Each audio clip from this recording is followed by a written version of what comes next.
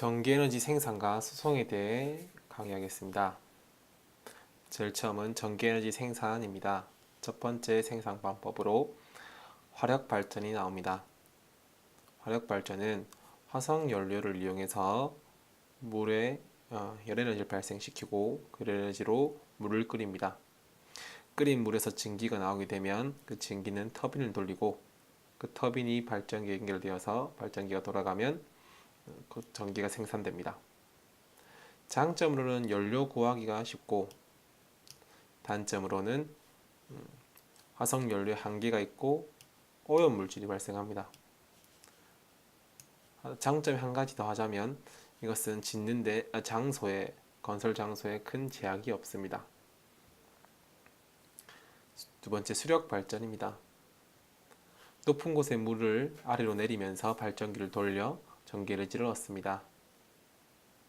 장점으로는 오염 물질이 적게 발생합니다.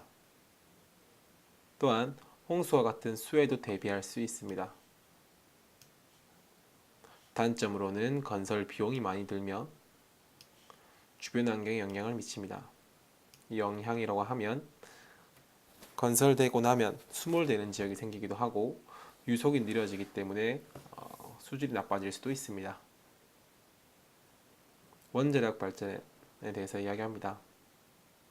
원자력 발전은 핵연료를 이용해서 물을 끓입니다. 그 끓인 물에서 증기가 나오고 그 증기가 터빈을 돌려서 발전기가 돌아가 전기에너지를 발생시킵니다.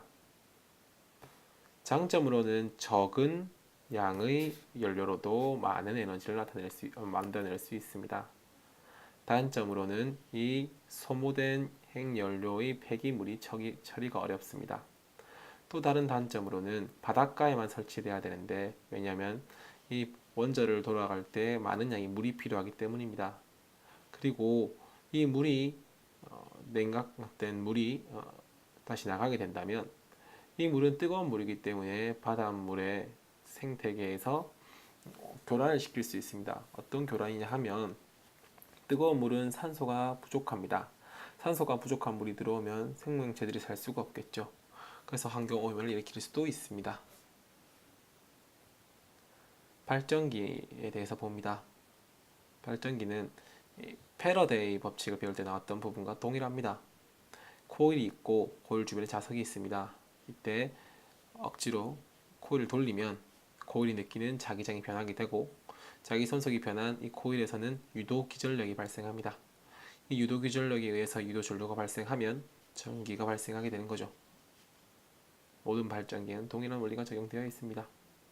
그래서 이 발전기를 돌리는 방법을 화력으로 하냐, 수력으로 하냐, 원자력으로 하냐에 따라서 발전소의 이름이 달라졌던 것이고 발전되는 방법은 다 똑같았던 것입니다. 전기에너지의 발생입니다. 전기에너지 발생하는 것도 아까 전에 설명했듯이 코일이 느끼는 유도기전력이 자기선속이 바뀌어지면 유도전류가 발생했던 겁니다. 이에 관련된 재미있는 실험을 볼 건데 이거는 뭐냐면 자석을 금속관에 떨어뜨리면 통갈 때 더 늦게 떨어집니다. 자석을 금속관에 떨어뜨리면 더 늦게 떨어집니다. 왜냐하면 금속관에서 유도전류가 생겨 유도전류가 생기면 이 유도전류에 의한 자기장이 생기고 그 자기장의 방향은 자석이 떨어지는 방향의 반대 방향이기 때문에 서로 밀어내는 작용을 해서 더 느리게 떨어집니다. 당연히 전류가 통하지 않는 재질인 경우에는 전류가 발생하지 않기 때문에 이런 현상이 나타나지 않죠. 직접 한번 볼까요?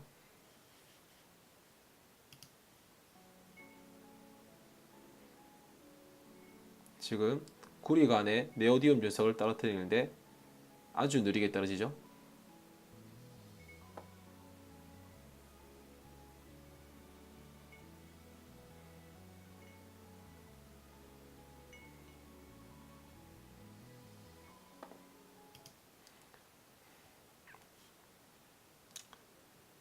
자, 이번에는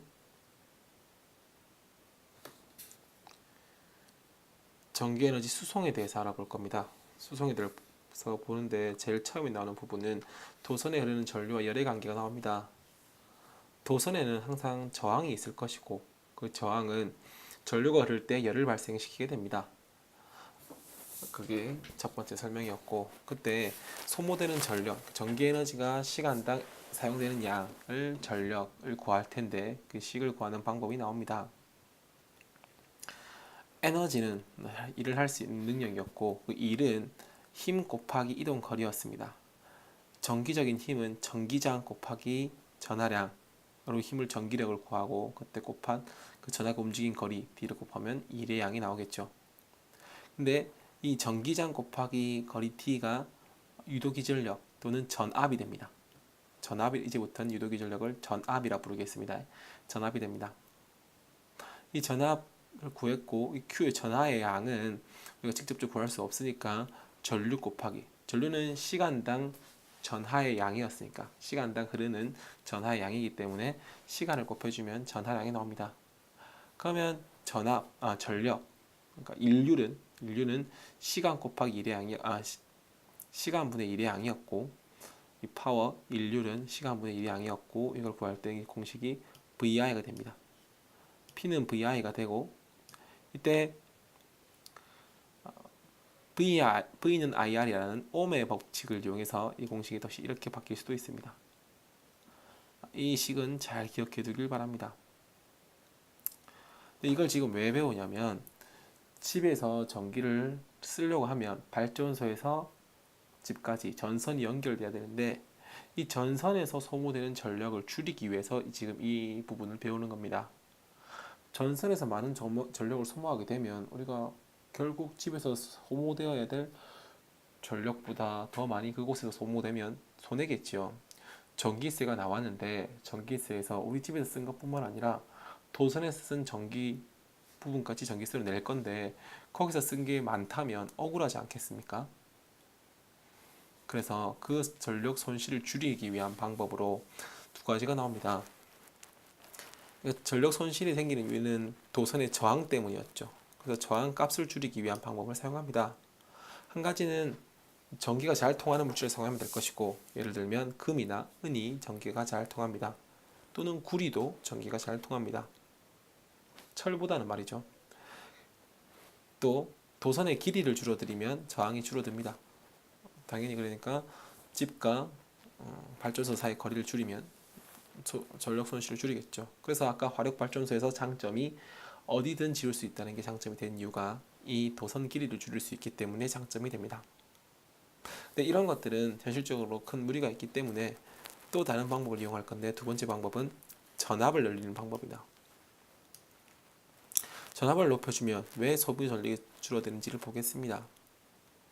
같은 전력으로 송전할 경우, 즉 발전소에서 생산된 전력의 양이 같다고 하면 이때 전압을 증가시키게 되면 전류는 줄어들게 됩니다.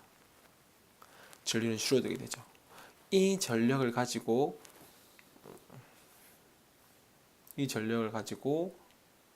도선의 저항의 전류가 흐르게 되면 소모되는 전력은 n제곱분의 1배만큼 줄어들게 된다 이 말입니다. 그걸 그림으로 보면 이렇게 볼 건데 이게 전압, 전류, 이 곱한 양의 넓이는 변하지 않습니다. 발전소에서 생산된 양, 이 넓이는 그러니까 밝은과 검은 부분을 다 더한 부분은 변하지 않는데 이 전압을 증가시키게 되면 전류는 줄어들게 되고 이때 가지는 저항을 가지는 양, 그러니까 도선에 가지고 있는 저항이 가지는 소모하는 전력의 양은 검은색 부분이 됩니다.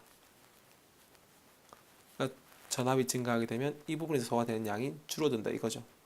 그리고 나머지 흰색 부분이 집에서 소모될 겁니다. 집에서 소모되고 집에 전달되는 양. 그래서 전압을 증가시켜주면 n제곱분의 1배만큼 도선에서 소모되는 전력이 줄어들게 됩니다. 이제 전력 수송의 방법을 볼게요. 그래서 발전소에 나온 전기는 고압으로 승합이 돼야 됩니다. 고전압을 줄여서 고압으로 부르겠습니다.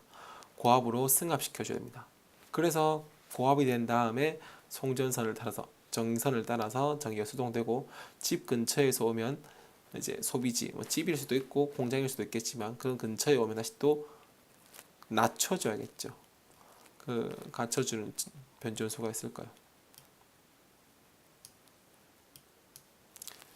자, 근데 발전소에서 발생되는 전기는 교류였죠.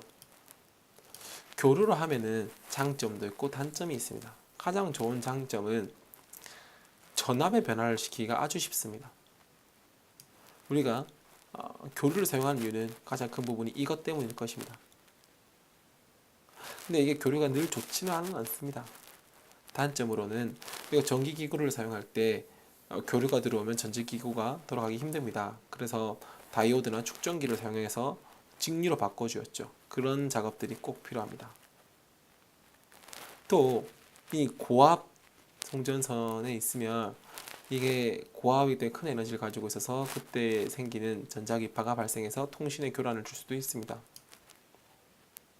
그러니까 고전압이 흐르는 송전선 근처에 가보면 휴대폰이 잘 안 터질 수가 있어요. 또 이게 큰 전이차이기 때문에 큰 전압이기 때문에 감전의 사고 위협도 있습니다. 그래도 우리가 교류를 쓰는 이유는 전압의 변화를 시키기 쉽기 때문에 송전선에서 소모되는 전력을 줄일 수가 있어요. 돈 문제거든요. 돈을 적게 쓸 수 있겠죠. 그래서 우리는 교류를 사용합니다. 전기세에서 소모되는 부분이 여기서 쓰는 게 아니라 여기서 많이 소모된다면 억울하지 않겠습니까? 그래서 이걸 씁니다. 그러면 어떻게 얘가 교류가 전압을 변화시킬 수 있는지 봅시다. 그걸 변압기에서 일어나는 일인데 변압기는 이렇게 생겼어요. 1은 이제 여기 발전소라고 하고 2는 송전선이라고 하죠. 여기 발전소, 송전선. 그러니까 1은 발전소, 여기는 송전선이라고 하죠. 자, 발전소에서 교류 전류가 발생합니다. 교류 전류가 일로 오겠죠. 코일을 타고 흐릅니다. 그러면 코일에서는 교류 전류가 흐르겠죠. 그럼 여기서는 자기장이 발생합니다. 맞죠? 자기장이 발생하면 이 자기장이 이 철심을 타고 이렇게 돌아갑니다. 그러면 이 철심을 타고 온 자기장이 이 2차 코일에게 전류를 발생시키게 됩니다. 유도 기전력을 만들어서 전압을 발생시켜서 전류가 흐르게 만들죠. 그런데 이때 발생한 전력이 손실이 없다면 여기도 똑같은 전력이 걸리게 됩니다. 손실이 없다는 말이죠. 이상적으로 손실이 없다면 똑같이 걸리게 됩니다. 그러면 P1과 P2가 같겠죠. 그럼 P1, P2가 V1, V 곱하기 I였으니까 이것도 똑같은 값이 되죠. 이 식을 조금만 변형시켜주면 이런 관계가 나옵니다. 근데 다음에 N1, N2가 왜 나오느냐? 다시 봅시다. 이 교류 전류가 흘러서 자기장의 변화가 유도기전력을 만들었죠. 유도기전력을 구하는 공식이 기억이 납니까? 유도기전력을 구하는 공식은 V는 마이너스 N 곱하기 DT분의 D파이였습니다. 즉 자기장의 변화에 의해서 유도기전력이 발생할 때 그 값은 코일 가문수에 비례합니다. 그래서 코일 가문수에 비례하는 값이 되기 때문에 이렇게 이용됩니다. 그래서 여기에 가문수에 비례해서 V2가 커지거나 승합이 되거나 이 값이 줄어들면 감압이 되겠죠. 그래서 변압기를 이용할 때는 이제 산업정비 승합하거나 감압할 때 전압을 바꿀 수 있습니다. 전기에너지의 생산과 수송에 대해서 배웠습니다. 고생 많았고 수고하셨습니다. 지금 유튜브 본 내용을 반단톡에 한번 올려주면 좋겠습니다. 이상입니다. 학교에서 만납시다.